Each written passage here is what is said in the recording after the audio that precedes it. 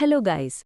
जैसे हमने last video में समझा कि 1981 में किसको नोबेल प्राइज़ मिला और क्यों मिला नोबेल प्राइज़, तो चलिए आगे देखते हैं 1982 में किसको मिला और क्यों मिला। नोबेल प्राइज़ इन इकोनॉमिक्स 1982 किसको मिला? George J Stigler, United States of America. किसने दिया था? ये प्राइज़ दिया था royal Swedish academy of sciences ने और फंड किया था स्वेरिजेस रिक्स बैंक ने, यानी कि स्वीडिश सेंट्रल बैंक ने, सेम ऑर्गेनाइजेशन जो हर साल इकोनॉमिक्स का नोबेल देती है।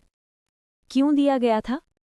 जॉर्ज स्टीगलर को नोबेल प्राइज़ दिया गया for his seminal studies of industrial structures, functioning of markets and causes and effects of public regulation. Simple words में, उन्होंने स्टडी किया कि मार्केट्स कैसे काम करते हैं, इंडस्ट्रीज का स्ट्रक्चर कैसा होता है और गवर्नमेंट रेगुलेशंस यानी कि लॉज और रूल्स का रियल इफेक्ट इकोनॉमी पर क्या पड़ता है। उनके main contributions. 1. Industrial structure and market functioning. Stigler ने स्टडी किया कि डिफरेंट इंडस्ट्रीज जैसे मोनोपोली, ओलिगोपोली, परफेक्ट कंपटीशन का बिहेवियर अलग क्यों होता है। उन्होंने बताया कि फर्म का साइज, कंपटीशन लेवल और एंट्री बैरियर्स मार्केट के प्राइस और एफिशिएंसी को अफेक्ट करते हैं। उनका फोकस था how real markets actually behave, not just theory, मतलब रियल वर्ल्ड डेटा और ऑब्जर्वेशन पर उनका काम बेस्ड था। एग्जाम्पल, उन्होंने दिखाया कि बड़े फर्म्स हमेशा ज्यादा एफिशिएंट नहीं होते, कभी-कभी छोटी फर्म्स भी कॉम्पिटिटिव एडवांटेज ला सकती हैं। 2. Economics of information. स्टीगलर ने एक इम्पॉर्टेंट आइडिया दिया। इंफॉर्मेशन भी एक कॉस्ट होती है, मतलब कंज्यूमर्स और प्रोड्यूसर्स दोनों को प्राइस और प्रोडक्ट क्वालिटी के बारे में जानने के लिए टाइम और पैसा लगता है। ये कॉन्सेप्ट बना इकोनॉमिक्स ऑफ इंफॉर्मेशन। एग्जाम्पल, अगर आप किसी प्रोडक्ट का बेस्ट प्राइस ढूंढते हो तो आपका टाइम और एफर्ट एक इंफॉर्मेशन कॉस्ट है। यही स्टीगलर ने हाईलाइट किया। 3. Theory of regulation, regulatory capture theory. Stigler का सबसे फेमस आइडिया है रेगुलेटरी कैप्चर थ्योरी।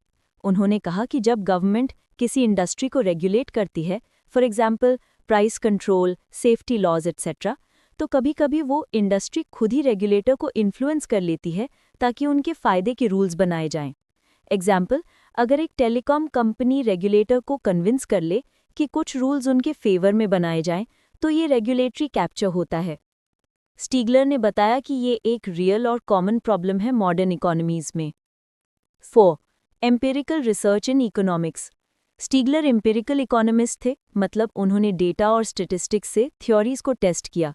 उन्होंने बोला कि इकोनॉमिक्स को रियल वर्ल्ड डेटा के साथ वैलिडेट करना चाहिए, सिर्फ अजम्पशंस पे नहीं चलना चाहिए। 5. Role in Chicago school of economics. Stigler Chicago school of economics के लीडिंग मेंबर्स में से एक थे, मिल्टन फ्रीडमन के साथ। वो फ्री मार्केट्स और लिमिटेड गवर्नमेंट इंटरफेरेंस के सपोर्टर थे। उन्होंने बताया कि अगर मार्केट्स को ज़्यादा इंडिपेंडेंट छोड़ा जाए तो वो अपने आप बैलेंस बनाए रखते हैं। Impact of his work. Stigler के काम ने इंडस्ट्रियल इकोनॉमिक्स, पब्लिक पॉलिसी और रेगुलेटरी इकोनॉमिक्स में रेवोल्यूशन ला दी। उनके आइडियाज से गवर्नमेंट्स और इकोनॉमिस्ट्स दोनों को समझ आया कि कब और कैसे गवर्नमेंट इंटरफेरेंस यूजफुल है और कब वो इनएफिशिएंट हो सकता है। इन शॉर्ट, जॉर्ज जे स्टीगलर ने ये समझाया कि मार्केट्स और इंडस्ट्रीज का स्ट्रक्चर प्राइसेस और एफिशिएंसी को अफेक्ट करता है। इन्फॉर्मेशन के भी अपने कॉस्ट्स होते हैं और कभी-कभी गवर्नमेंट रेगुलेटर्स खुद इंडस्ट्रीज के इन्फ्लुएंस में आ जाते हैं, रेगुलेटरी कैप्चर होता है। जॉर्ज स्टीगलर को नोबेल प्राइज मिला उनके काम के लिए on market structures, information economics और पब्लिक रेगुलेशन के रियल इफेक्ट्स। उन्होंने इकोनॉमिक्स को ज़्यादा प्रैक्टिकल और एविडेंस बेस्ड बनाया। अगर वीडियो पसंद आए तो लाइक, शेयर और सब्सक्राइब करना ना भूलना और कमेंट्स में बताइए वीडियो कैसी लगी।